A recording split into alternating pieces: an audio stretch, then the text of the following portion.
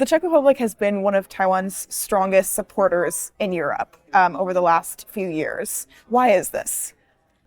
I have to say that back in 90s, in last century, we had President Havel who established this ties and is values-based because we are democracies struggling under the pressure of bigger, quite big enemy who is authoritarian, and I think that we have, that's why lots of understandings between each other.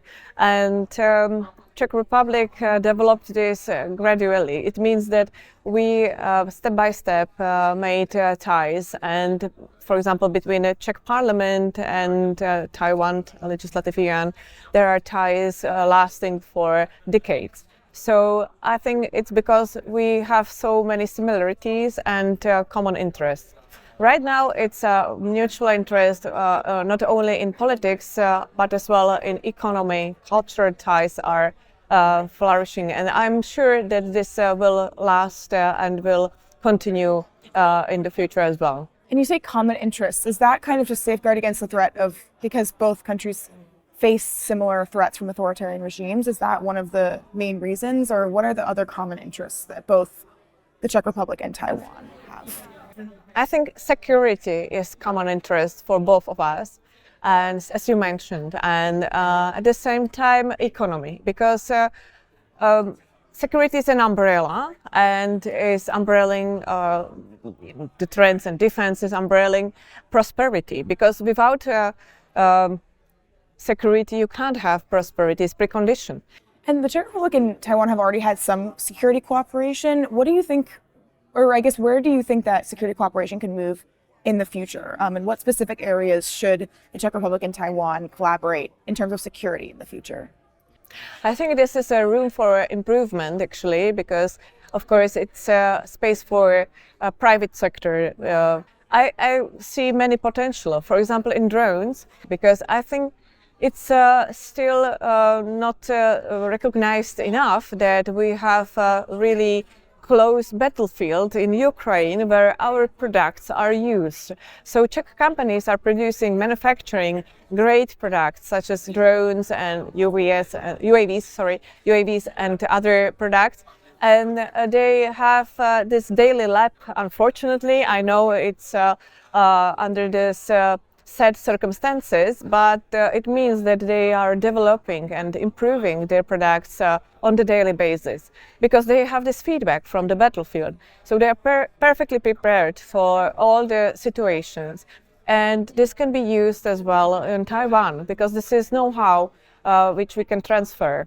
In building its ties with Taiwan, has the Czech Republic faced any pressure from China? And have you personally, leading these delegations to Taiwan, faced any pressure from China? And how does the Czech Republic tackle that or safeguard against it?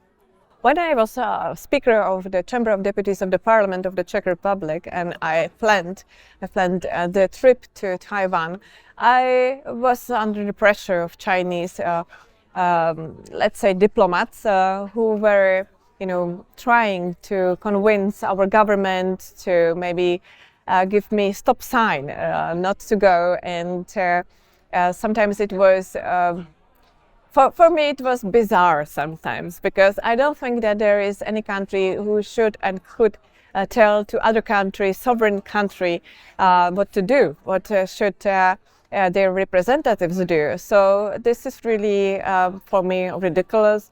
And I didn't care. And how exactly did they try to pressure the Czech Republic government to try to give you kind of a stop sign?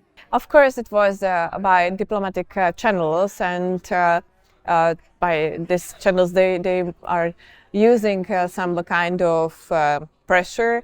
But at the same time, and I've witnessed during those days, it's very obviously that I had many cyber attacks on my mobile phone or other of my equipment. So it means that it was not coincidence. It was visible that upcoming visit and this cyber attacks were going hand in hand. The Czech Republic has just elected a new government, and some have worried that maybe this would change relations between the Czech Republic and Taiwan, or maybe even move it towards China. What do you think is the future for Czech Republic and Taiwan relations under this new government? As I said, our cooperation lasts 4 decades, so I don't really think that there is some huge shift or change. Take it separately. So one is our road, and we are going together with Taiwan. And on the other road, there are some, let's call it attempts to go as well with China. But sometimes there are more obstacles than those, officials expected. But when it comes to Taiwan, we are going ahead. We are really heading to the future. So I don't really think that this will help to re-establish some kind of ties. Of course, there is business between China and the Czech Republic, as with other countries, not only in Europe. And this will happen in the future. You can't avoid it. China is such a huge economy that it's not avoidable. But at the same time, doesn't mean that this will stop or maybe slower the cooperation with Taiwanese companies with Taiwan at all. Over the last few years, we've also seen more broadly a strengthening of relations between Taiwan and Europe. Why do you think that we're seeing this trend? I think it's necessary to know that we have real opportunities in economy from both sides. Of course, it's not only semiconductor chip industry in Taiwan, there are many others. So there are many opportunities to exchange. And I think this is the important topic for all the countries.